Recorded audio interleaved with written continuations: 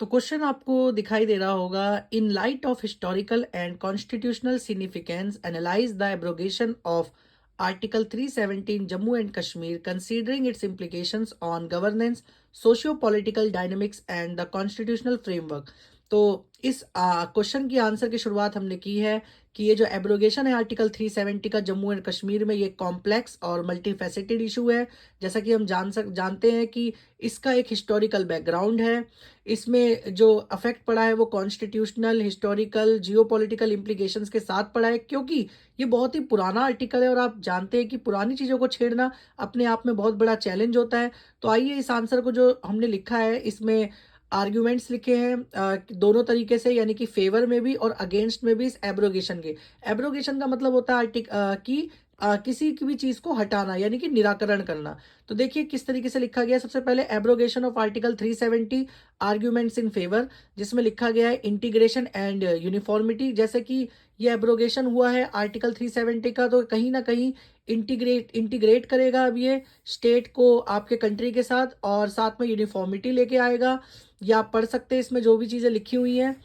उसके बाद फिर आपका यहाँ देख सकते हैं इकोनॉमिक डेवलपमेंट में कहीं न कहीं काम आएगा, क्योंकि जम्मू कश्मीर में कहीं न कहीं अब क्या नाम है, इन्वेस्टमेंट आनी शुरू होगी और कुछ इकोनॉमिक अपॉर्च्युनिटीज़ भी यहाँ पर आएँगी। उसके बाद नेशनल सिक्योरिटी के रीज़न से भी ये बहुत ज़रूरी था, क्योंकि हम जानते हैं कि कहीं न कहीं मिलिटेंट्स का वहाँ पे हमेशा खतरा रहता है। उसके बाद यहाँ पर दिया गया आर्ग्यूमेंट्स अगेंस्ट एब्रोगेशन की, एब्रोगेशन के अगेंस्ट जो आर्टिकल है, जैसे कि पहला वायलेशन ऑफ ऑटोनॉमी, कि जो आर्टिकल 370 दिया गया था वो कहीं न कहीं ऑटोनॉमी को उनके क्या नाम है, ऑटोनॉमी को छेड़छाड़ कर रहा है उनके। उसके बाद ह्यूमन राइट्स कंसर्न रहे हैं कि एकदम से आर्टिकल 370 लगा दिया गया वहाँ पर। और उसके बाद इसके हमने कुछ पोटेंशियल इम्पैक्ट डाले हैं जो कि क्वेश्चन में पूछा गया था। पहला है कि गवर्नेंस एंड एडमिनिस्ट्रेशन, कि अगर ये आर्टिकल 370 हटा है तो गवर्नेंस और एडमिनिस्ट्रेशन में कहीं न कहीं अब रोल प्ले होगा यहाँ पर। उसके बाद सोशियो पॉलिटिकल डायनामिक्स है यहाँ पर, आप देख सकते हैं move may impact the socio political dynamics of region with potential repercussions on identity, culture and political participation.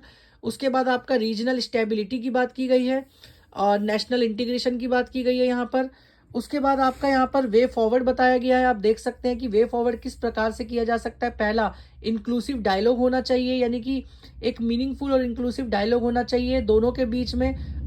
Stake holders जो भी है जम्मू कश्मीर के लोग वहाँ के, और साथ में सेंट्रल गवर्नमेंट के बीच में। रिस्पेक्ट फॉर ऑटोनॉमी, यानी कि ऑटोनॉमी की रिस्पेक्ट होनी चाहिए।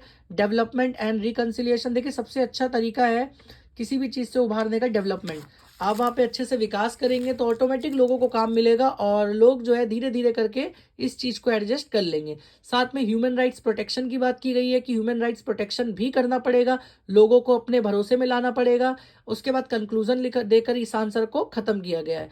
तो अगर आपको कुछ और पॉइंट्स इसमें ऐड करवाने हो, यानी कि अगर आपके मस्तिष्क में कोई नए पॉइंट आ रहे हो, तो आप ज़रूर कमेंट सेक्शन में बताइए, ताकि आने वाले समय में हम उस चीज़ को भी अपने आंसर में इंक्लूड करें। और साथ ही आपको अगर आंसर पसंद आया हो तो वीडियो को लाइक करें, कमेंट करें, शेयर करें और चैनल को सब्सक्राइब करें। जय हिंद।